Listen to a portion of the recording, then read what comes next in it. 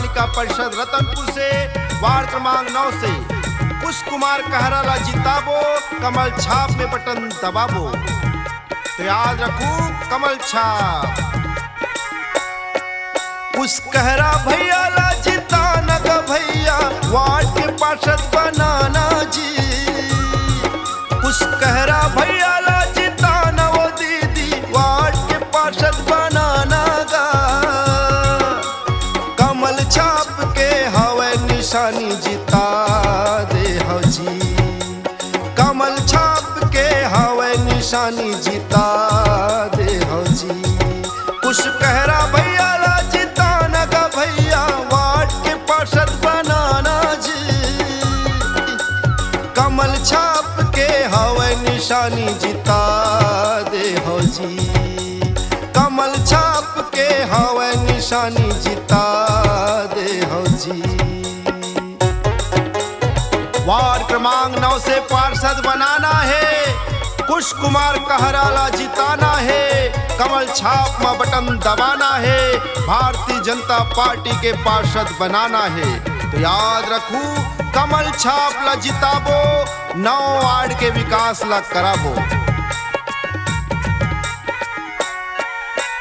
Ward 9 के विकास करे बर कमल छाप लहे चुनना जी। वार्ड के विकास करे बर कमल छाप लहे चुनना जी। भाई दीदी भैया सब मिलजुल के कुश कहराला जिताना जी। दाई दीदी भैया सब मिलजुल के कुश कहराला जिताना जी। कुश कहरा भैया ला जिताना गा संगी, वार्ड के पार्षद बनाना जी। कुश कहरा भैया ला जिताना गा भैया, वार्ड के पार्षद बनाना जी। कमल छाप के हवे निशानी जिता दे हो जी। कमल छाप के हवे निशानी जिता दे हो जी। भाजपा ला जिताबो, कुश कुमार कहरा भैया ला जिताबो, वार्ड क्रमांक 9 के जम्मो विकास कराबो, कमल छाप में बटन दबाबो। कमल छाप में बटन दबाबो। तो याद रखू कमल छाप, कमल छाप, कमल छाप। सरल सहज मृद भाषी प्रत्याशी कुश भैया के जुबानी जी। सरल सहज मृद भाषी प्रत्याशी कुश भैया के जुबानी जी।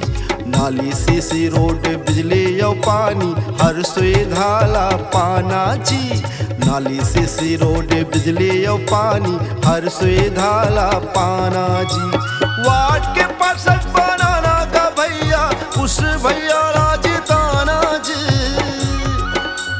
कुश भैया ला जिताना गा संगी, वार्ड के पार्षद बनाना जी। कमल छाप के हवे निशानी जिता दे हो जी। कमल छाप के हवे निशानी जिता दे हो जी।